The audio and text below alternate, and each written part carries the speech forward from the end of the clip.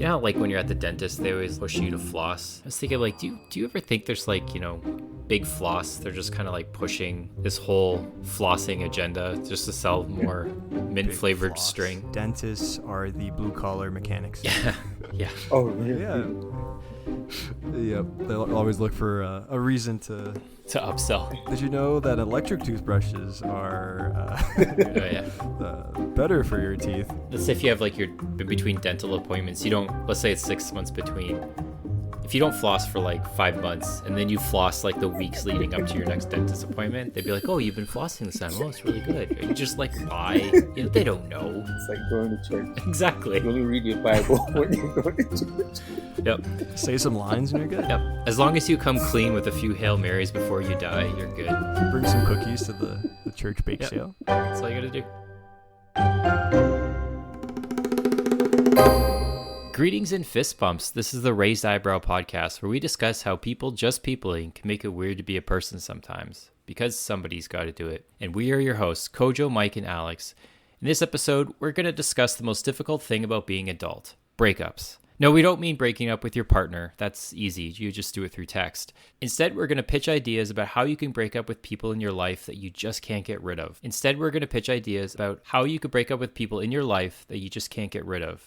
You know who they are: your hairstylist, mechanic, and, well, since we're on the subject, guys, I've been trying to figure out a way how to put this, but I think we should see other hosts. My feelings. Did I do something wrong? Yeah, kind of, yeah. It's not us. It was your views on flossing that got me, to be honest. That was the deal breaker?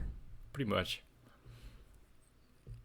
I could do better or worse, depending on your viewpoint. Adulting breakups. It's always weird when you're an adult and, you know, you want to see other people. Yeah, morals.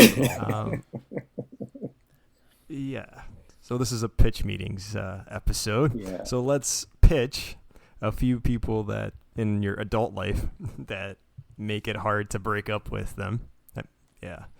I think I phrased that correctly. Yeah. Okay. First one, easy one. Your manager. Oh. Get a new job. You gotta. Oh yeah. Right. Especially if you have a good relationship with your manager. Right. Like, what do you say? You know, I'm not the type to settle down. I want to work with other people. I actually use the "it's not you, it's me" excuse for that one. I think I did too. I've always wanted to use it. It's like, it's not you, it's me. I just wanted to pursue other career opportunities. I just wanted to leave. Try something else. Something that can pay me more. Yeah, that's pretty much it. Yeah. Yeah.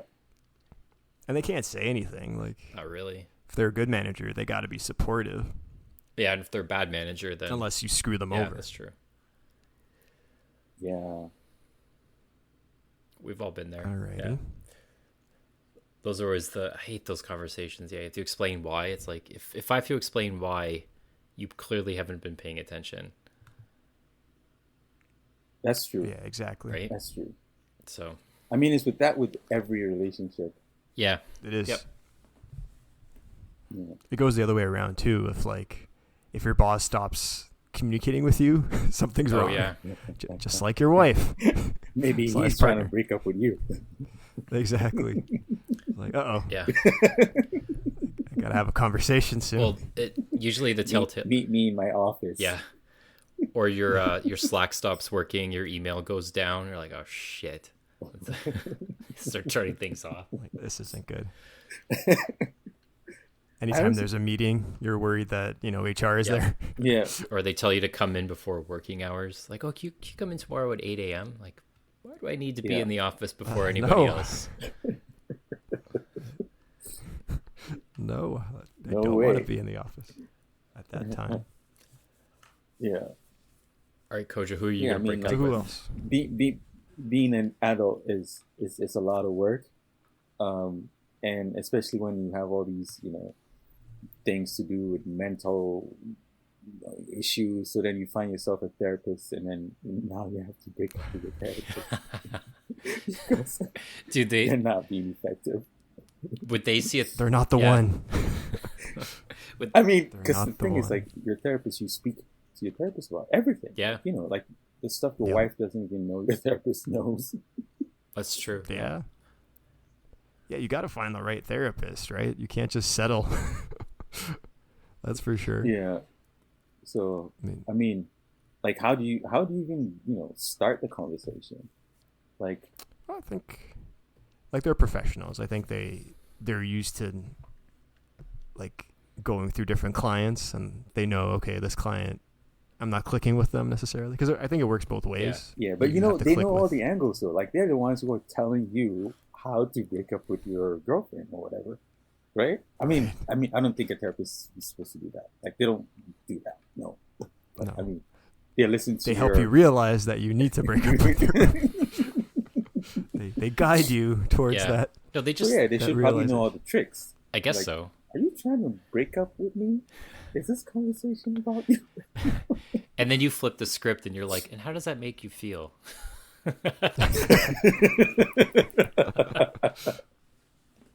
How do you like it, huh?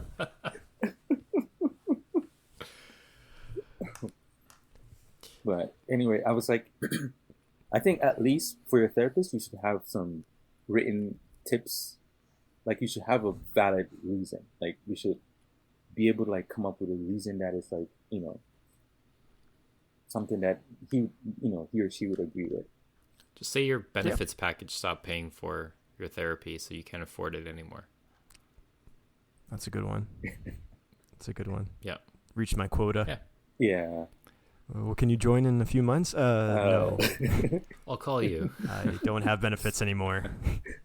I'm a contract worker now. You just come up with an elaborate lie. Well, good luck. And maybe we'll keep in touch. Yes. So I got one. Do you want to break up with? That's another. These types of people are very, very hard to break up with. They're those neighbors who just talk and talk and talk and talk and talk. Oh. Right. And you can't shake them. We all know those people. It's like you have to literally just uproot your life to get rid of them.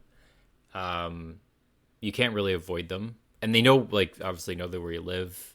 If you're out on, like, the front lawn and they're just, like, gardening, shoveling snow, they just come by. For some reason, they're just always walking their dog. And yeah, they're just like the worst. They're the hardest people to break up with, in my opinion. You look out the window, and if they're they're not there, you just quickly run. Yeah, you become like that person. Your mail, run back in. Or if you're in a condo building and you run into that neighbor in the elevator. Oh, yeah. It's like, here we go. Yeah. We're going to start a conversation now. And you can't even, like... I've heard some wild stories on that. Yeah, the weather is nice. Especially a lady who has a weird neighbor. Interesting. And the neighbor's like, hey, would you want to come over to my house and... Oh, no. I make the best jerk chicken? Oh, jeez. I have plans. See, won't be joining you. As I was thinking about this one, I've been developing this. I think this is like a social policy that we should have, is that we should mandate a maximum conversation time. So it's based upon your relationship level to the person. So how long you've known them and your type of relationship. So for example, if you're neighbors and you're no more than just like acquaintances, just see each other in passing, 10 minutes max. After 10 minutes, it is mandatory that you move on from the conversation. That's a long time. Yeah. 10 minutes. But that they're talkers, right? Because, like, I mean, you'd have to kind of go. Yeah. Maybe we make it 5. Kids are in baseball now. Yeah. Yeah, there's an article on Global News, and I forgot the name of the lady who wrote this, but she talks about a few terms. She calls it, like, the verbal play. And, like, with verbal play, it's basically like really surfacey kind of conversation, like stuff about the weather. Mm-hmm. Because then you don't have to go talk. it's like a small talk. You just don't have to go into detail. And I think that would fit into Alex's 10 minutes chat. Oh, yeah. Yeah, it makes sense. It's very surface level. Yeah. But I like that concept, Alex. Sounds like a Black Mirror episode. Yeah. But like a countdown. Don't you think people would take it like, wait, are you putting me in the 10-minute zone friendship? Oh yeah. Basket. Well, I think if you make it part of society, like cultural norms, people will expect that. So like you just meet a person, obviously you're gonna, right? I just met Kojo. Let's have a 2-minute conversation, 3-minute conversation, or whatever. And then as you build that relationship, then you have the option to add more time. Right. But then will they get offended if you don't want to add more time? I think it's a good thing too, because lately a lot of people don't know how to like have conversations. Because everyone is on their phones and stuff. Yeah, the younger generation, yeah. Gen Z. I think we've talked about this before. Gen Z is the most socially awkward generation because it's the internet generation, really. Like they've grown up exclusively in the digital age. Yeah. Whereas like millennials like us, we had that transition period where we, went outside. Right. we're on our screens. And so they're more socially awkward. They don't know how to talk to their opposite sex or their whatever sex they're interested in. Right. I think the 10 minutes would make it, for people to even want to try it. Because then it's like, so intimidating. Yeah. It's like, hey, and then you're done. I mean, I would struggle. Like, peace out. I mean, I would struggle with 10 minutes if I don't know the person well. But, like as you get older, you know how to have a conversation. Like you could figure it out. Yeah. Right? The art of small talk. So I do have a theory. Like I think that a lot of people who have like controversial opinions about stuff aren't actually like, into that kind of like, they're not like these like controversial, like extreme right wingers, extreme left wingers or whatever. I think they just develop those ideas just to like avoid those conversations going on too long. You just kind of like just right. drop a, like a political reference that would rub that person the wrong way. And then they just kind of like, okay, well, it's good running into you. Have a good day. And then they just walk on. Like, whew, finally. They want to whip out the gay card. Like maybe that's why everyone's getting so extreme in their politics, is that they're just trying to like find these ways out of conversations. Nobody wants to talk. That's a good tip for breaking up with your neighbor. Yeah. Hey, there we go. Maybe. We've come full circle. Yeah. I like it. All right.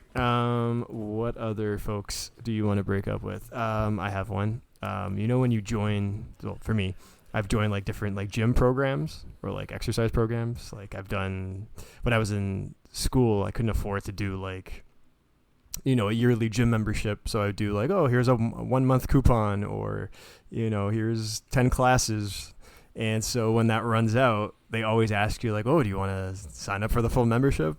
And it's always awkward saying, oh, no, I have to heal now. I'll think about it.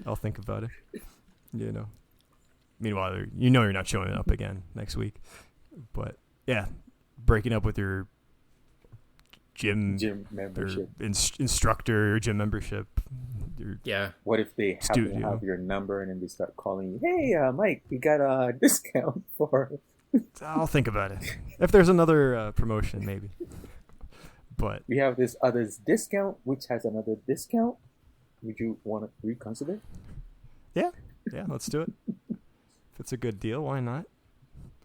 It's just awkward because now they know that you only join the gym when there's a deal. Right. But doesn't everybody, though? I don't care. Don't judge me. Maybe put together some reasonable prices. This is the judgment-free zone. Your gym. Exactly. Yeah, gyms are the worst. Yeah, because you always have that optimism too. Like, oh no, I'm gonna pick it up. And then you never go. Yeah.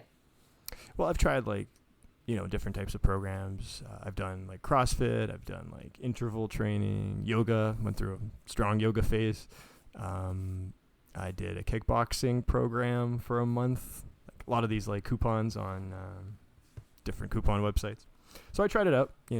Just different things to keep me fit. But I've never like, fully committed to anything.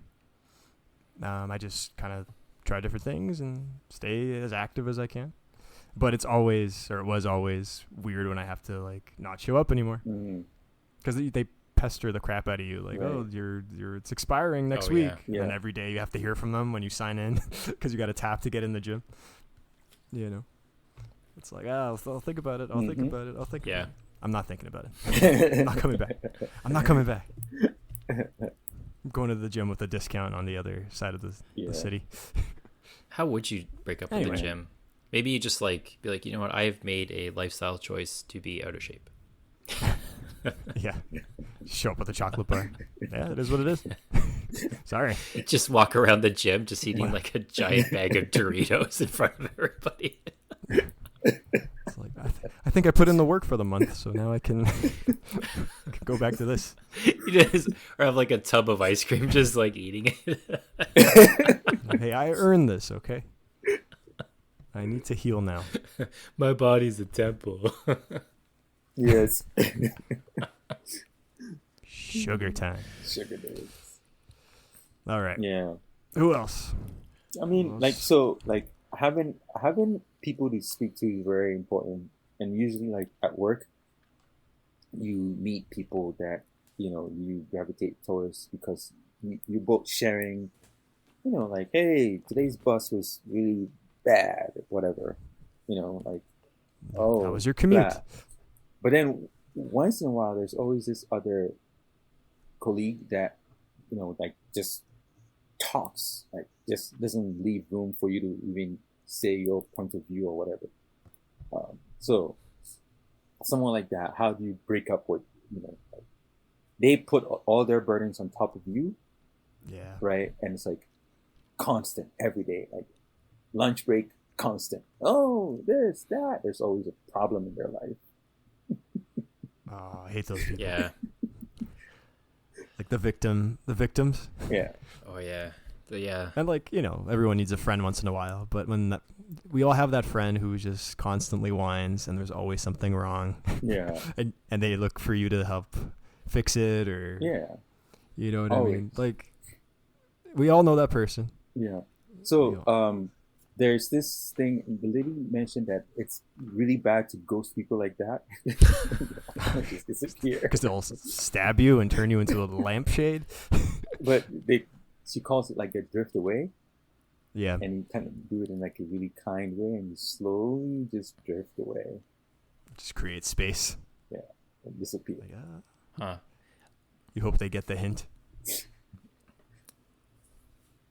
Yeah. We've all been there. It's an interesting one. Yeah. I mean, because usually at work, because you see each other all the time, it becomes more than just friends. You become even family. Like, yeah. Yeah. Like you're meeting after work, going places. What if you work remotely? Does that Well, help? then that doesn't exist. Then they just bother you on Slack. Yeah. Yeah, but you could take forever to what are you reply, doing? though. Exactly. Oh, I have a rush project I have to do. Yep. Super busy week. I don't know what it is. Yeah. It's just always busy. That's what I love about remote Lots working. of people use that busy word a lot because it becomes more like you're being productive or you're always Yeah. There's like you Elon create Musk. the yeah. Create the illusion or the perception of productivity. Yeah. It's a trend now. Yeah, that's a weird one. I guess psychologically, because I think people associate being busy with being almost like being successful in life. Yeah. Right. But I don't know if that necessarily One does not equal the other. is right. Exactly, because sometimes busy equals depression. Yeah, it's more effectiveness than busyness. Like how much you have in how much you work versus like how much you don't. Yeah. And how fulfilled do you feel while being busy? Yeah. That's just like a symptom of your fulfillment, as opposed to like you're busy because you hate your life and you got to do things. Yeah. You know? Yeah. So also like somebody who does something well does it quickly and efficiently. Somebody who doesn't do it well takes a long time doing it. So is the person who doesn't do it well because they're taking more time mean that they're busier, so therefore they're more successful? Or is it the successful person who does it quickly and efficiently? Yeah. So it's misconception. Yeah. Mm-hmm. It is. I think the next person to figure out how to break up with are shitty accountants.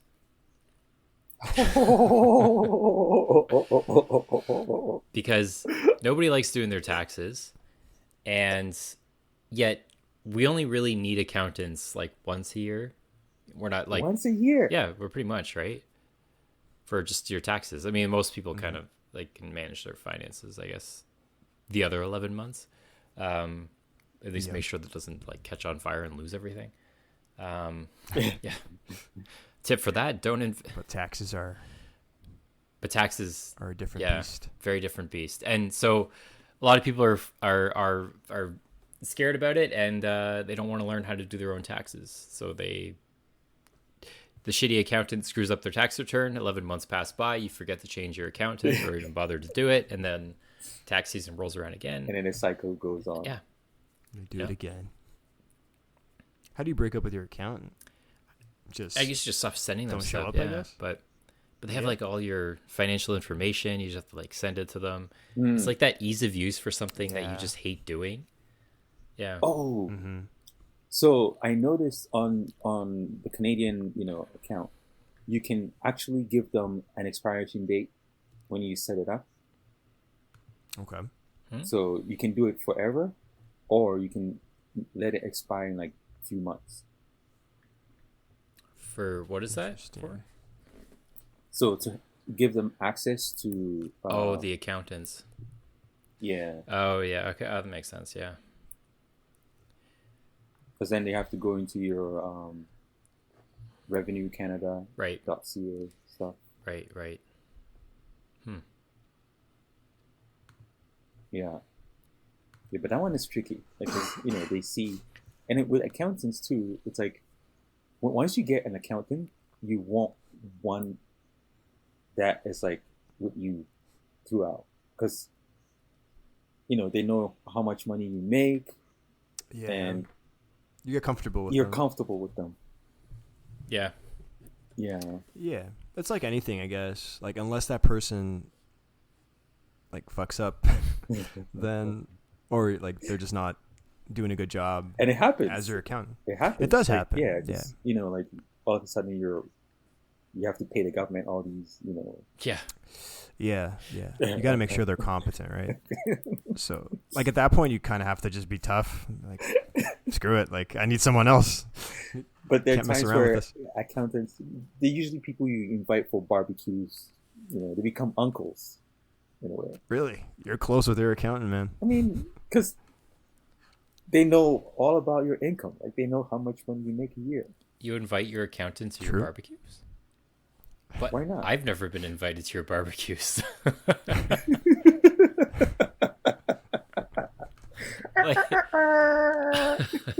Wow, like you must be really close to your accountant because, I only hear about your barbecues after they happen.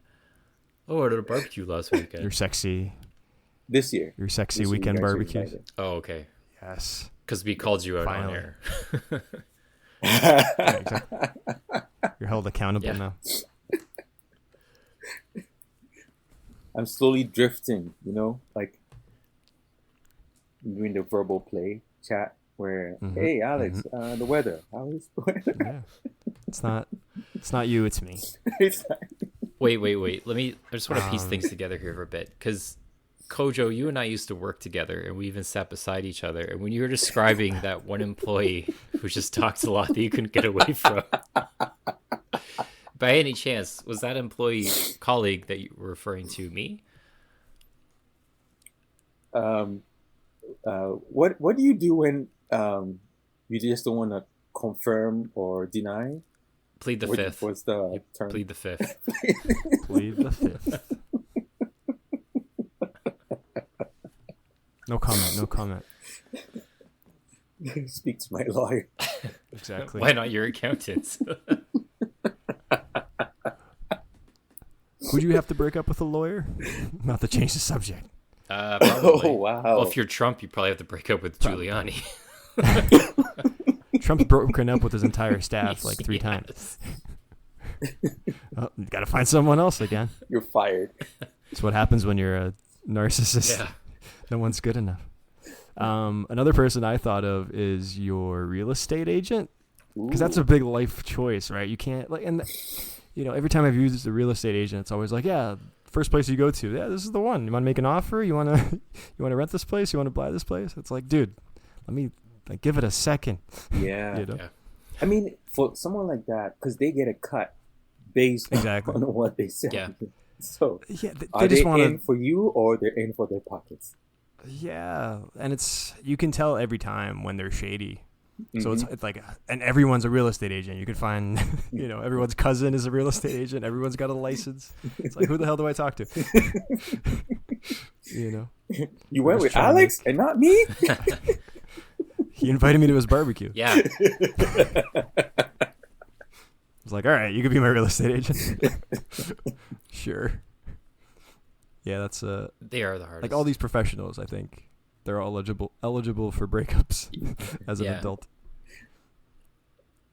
It's like there's someone else. But if they invite you to your barbecue, then they're worth keeping around, because that really shows you the state of the relationship.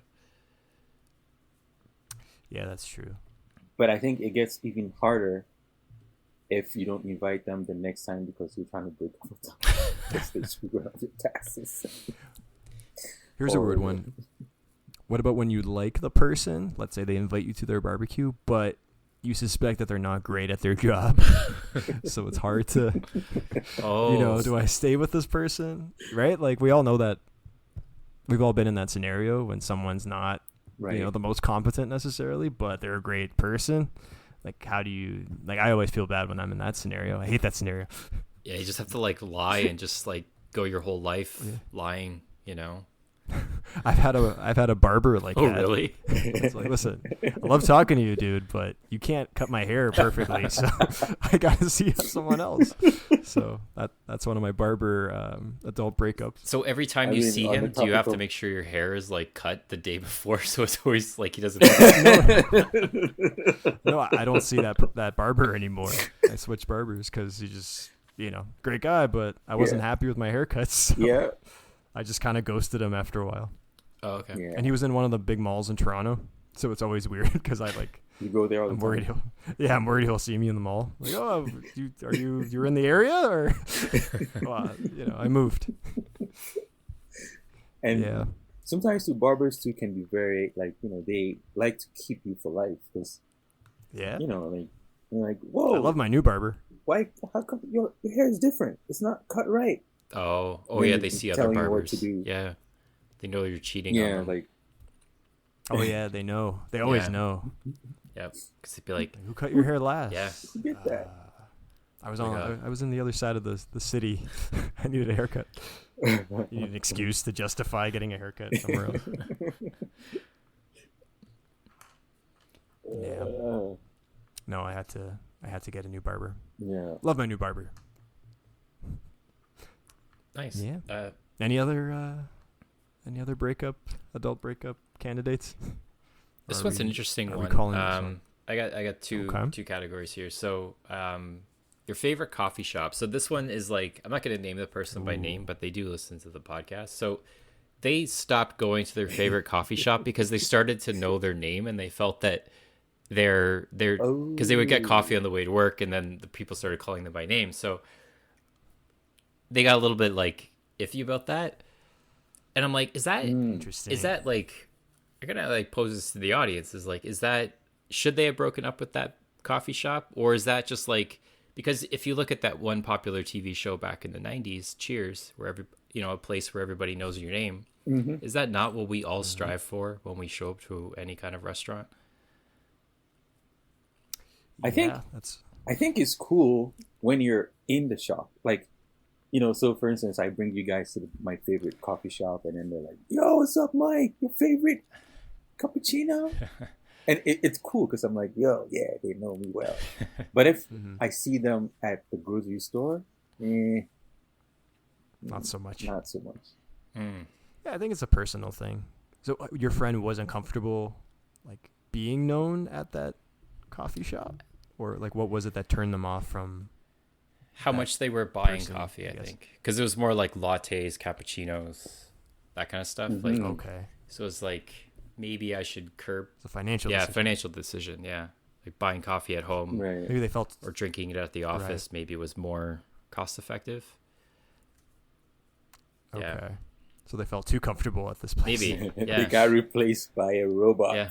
But the In one a question coffee shop at home. the one question I didn't ask was like, did you like if it was the name thing, like you could have just like gone to like a probably different one down the street, because every street has at least 5 coffee shops on it, right? That's like law. Mhm. So Is it a law? City. yeah, it's a law. So every major street in a city has to What? have 5 coffee shops within a 30-kilometer or 20-mile strip. Who made that Are you law? serious? Are you BSing right now, or this is a thing?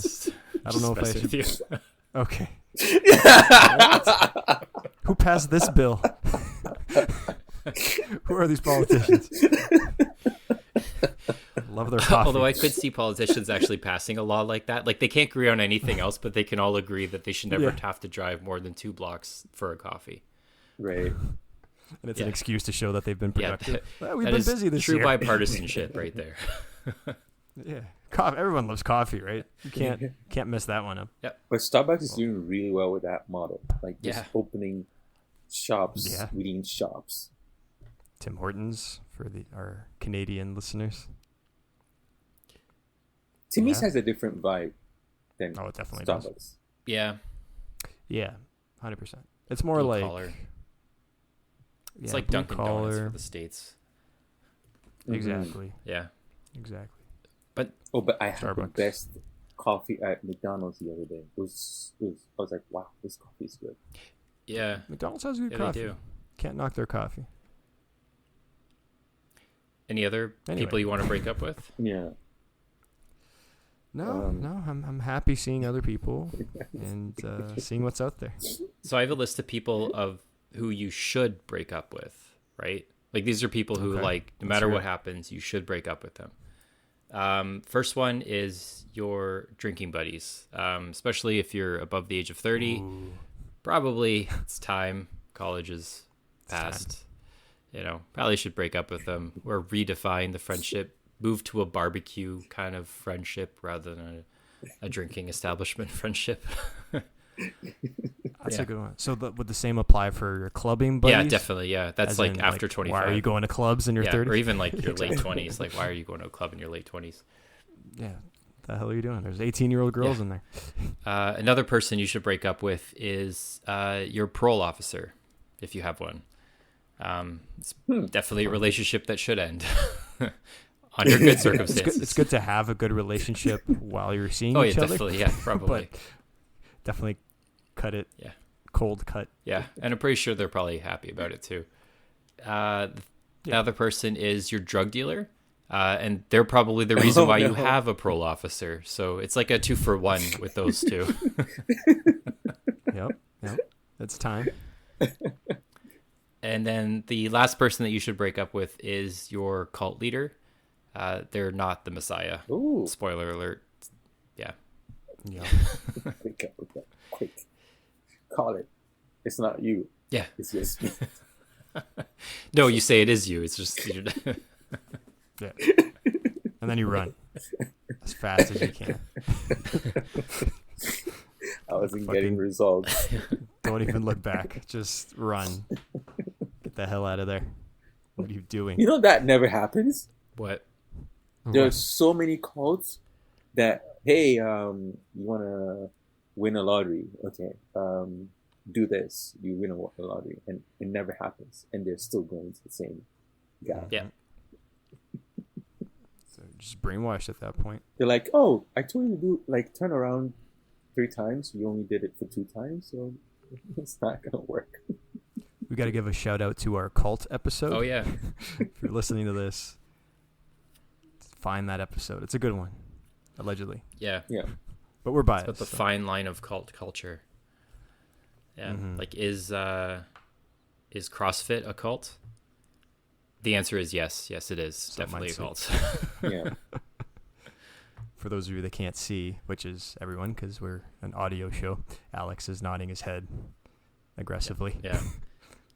I used to work down the street from a I was gonna say cult, but it was a CrossFit place. And like it was just like a dead, the street had like a dead end to it, right? And it was like in a business district, but there was like this CrossFit one. I guess when you're done work, you go do CrossFit. But you would be driving like from the parking lot down the street, and there'd be like random tires in the middle of the street that they would have like been lifting, and then they like left in the middle of the street because they had to go like do push-ups somewhere else. And then like you have other people who are like climbing over a fence in one spot, and then the people are running back down the street. It's like it's just chaos. Yeah, I think like that was one of the promotion periods I had where I had to break up with the I guess the people at the gym. It's a CrossFit gym. They really wanted me to stay there. It'll change your life, man. It'll change your life. Belong here. Change your life. What were you gonna say, Alex? CrossFit just reminds me of it's like recess when you're like in grade 3, just with weights. There's just a bunch of like random kids running around just doing stuff, and the only difference is that you have a general goal, I guess, rather than just. Well, they have CrossFit competitions. Like it becomes a whole like industry now, right? Wow. Mm-hmm. Yeah, but it's like this is where it gets controversial, because with CrossFit you're going from like station to station, and you're going all out lifting weights. But when you lift weights, you have to be very compact and methodical. So there's like horrifying injuries that happen because people are just exhausted lifting a ton of weight.